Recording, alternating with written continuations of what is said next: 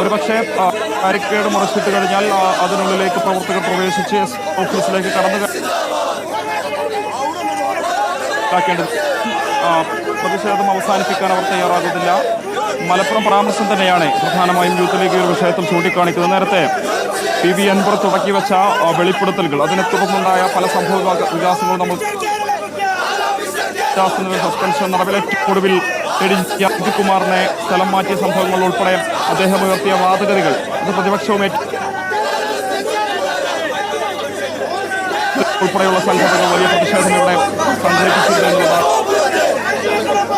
പ്രതിരോധത്തിന് വേണ്ടി അഭിമുഖ വിവാദമായ പശ്ചാത്തലം മലപ്പുറം ജില്ലയെക്കുറിച്ച് അദ്ദേഹം പറഞ്ഞ പരാമർശം അത് ജില്ലയെ വക്രീകരിക്കുന്നതിന് വേണ്ടി നേരത്തെ SP സുജിത് ദാസ് ഒക്കെ ചെയ്ത അതേ പ്രവർത്തനങ്ങൾക്ക് വേണ്ടിയുള്ള ഒരു ചുക്കാൻ പിടിക്കൽ കൂടിയായി മുഖ്യമന്ത്രിയുടെ പ്രസ്താവന മാറി അതിന് വളം വെച്ചു എന്നുള്ളതാണ് യൂത്ത് ലീഗ് ചൂണ്ടിക്കാണിക്കുന്നത്. ഇപ്പോൾ പ്രതിഷേധം അവസാനിപ്പിക്കാനുള്ള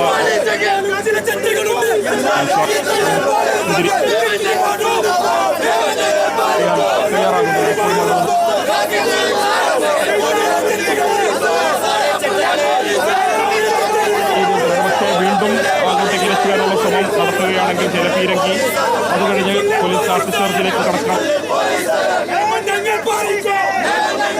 പ്രവർത്തകർ തന്നെയുണ്ട്. നേതാക്കളുടെ പ്രസംഗത്തിന് ശേഷം ആരും ഇവിടെ നിന്ന് വിട്ടുപോയിട്ടില്ല എന്നും പ്രതിഷേധം ഇപ്പോഴും ഇവിടെ തുടരുകയാണ്. മുമ്പ് ഉൾപ്പെടെയുള്ള ഉയർത്തിയ ആരോപണങ്ങൾ അത് കൃത്യമായും അന്വേഷിക്കണം. ADGP അജിത് കുമാർ ഉൾപ്പെടെ മുഖ്യമന്ത്രി സംരക്ഷിക്കുകയാണ്. ആ സംരക്ഷണം തുടരുന്നതിനിടെയാണ് മലപ്പുറം ജില്ലയെ മോശമാക്കുന്ന രീതിയിലുള്ള പരാമർശം അദ്ദേഹത്തിന്റെ ഭാഗത്ത് ഉണ്ടായത്. അതിനെ ന്യായീകരിക്കുന്നതിന് വേണ്ടി KT ജലീൽ ഉൾപ്പെടെ വന്നു എന്നുള്ളതാണ് യൂത്ത് ലീഗ് ചൂണ്ടിക്കാണിക്കുന്നത്. നമുക്കറിയാം KT ജലീൽ കഴിഞ്ഞ ദിവസം നടത്തിയ പരാമർശം സ്വർണ്ണക്കടത്തുമായി ബന്ധപ്പെട്ട കേസുകളിൽ 90% മുസ്ലിം നാമധാരികളാണ്. ഈ മുസ്ലിം നാമധാരികൾ ധരിച്ചു വെച്ചിരിക്കുന്നത് അല്ലെങ്കിൽ അവർ കരുതുന്നത് ഇത് ഇസ്ലാമിക വിരുദ്ധമല്ല എന്നുള്ളതാണ്. ഈ അത്തരത്തിലുള്ള പ്രതിഷേധ മുദ്രാവാക്യങ്ങൾ തന്നെയാണ് ഉടനീളം നേതാക്കൾ യൂത്ത് ലീഗിന്റെ നേതാക്കൾ പ്രവർത്തകരെ പിന്തിരിപ്പിക്കാൻ ശ്രമിക്കുന്നുണ്ടെങ്കിലും അവരതിന് തയ്യാറാകുന്നില്ല. മുദ്രാവാക്യം വിളിച്ച് ബാരിക്കേഡിന് അടുത്തേക്ക് പോകുന്ന കാഴ്ച തന്നെയാണ് ഇവിടെയുള്ളത് എന്നുള്ളതാണ്. സംഘർഷഭരിതം തന്നെയാണ് മലപ്പുറത്ത് യൂത്ത് ലീഗിന്റെ പ്രതിഷേധ മാർച്ച്.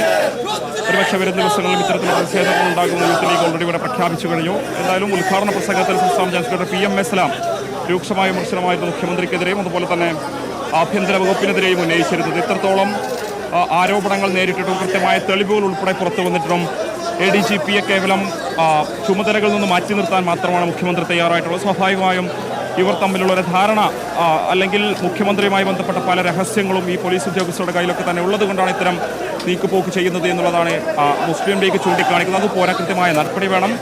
സുജിത് ദാസ് സസ്പെൻഡ് ചെയ്തതുപോലെ തന്നെ അല്ലെങ്കിൽ അതിനും അപ്പുറത്തുള്ള ക്രിമിനൽ സ്വഭാവമുള്ള വ്യക്തിയാണ് അജിത് കുമാർ എന്നുള്ളതാണ് മുസ്ലിം ലീഗ് ചൂണ്ടിക്കാണിക്കുന്നത്. സസ്പെൻഷൻ ഫോർ ഡിസ്മിസൽ വേണം എന്നുള്ളത് തന്നെയാണ് പറഞ്ഞിട്ടുള്ളത്. പൂരം കലക്കൽ ഉൾപ്പെടെയുള്ള കാര്യങ്ങൾ കൃത്യമായി ഉൾപ്പെട്ടൊരു വ്യക്തി കൂടിയാണ് അജിത് കുമാർ എന്നുള്ളതാണ് ചൂണ്ടിക്കാണിക്കുന്നത്. ഇപ്പോൾ പ്രതിഷേധം ഏറെക്കുറെ ഇവിടെ അവസാനിച്ചു കഴിഞ്ഞു. പ്രവർത്തകർക്ക് തന്നെ പിരിഞ്ഞു പോകുന്ന ഒരു കാഴ്ചയാണ് സ്മൃതി ഇവിടെയുള്ളത്. ഏറെക്കുറെ എല്ലാ പ്രവർത്തകരും ഇവിടെ നിന്നും പിരിഞ്ഞു പോകുന്നു എന്നുള്ളതാണ്. SP ഓഫീസിലേക്ക് മലപ്പുറത്ത് നടന്ന മാർച്ചിൽ സംഘർഷമാണ്. പോലീസ് ജലപീരങ്കി പ്രയോഗിക്കുന്നതിന്റെ ദൃശ്യങ്ങളാണ് പ്രേക്ഷകർ കാണുന്നത്. മുഖ്യമന്ത്രിയുടെ രാജി ആവശ്യപ്പെട്ടുള്ള പ്രതിഷേധമാണ് ഇപ്പോൾ.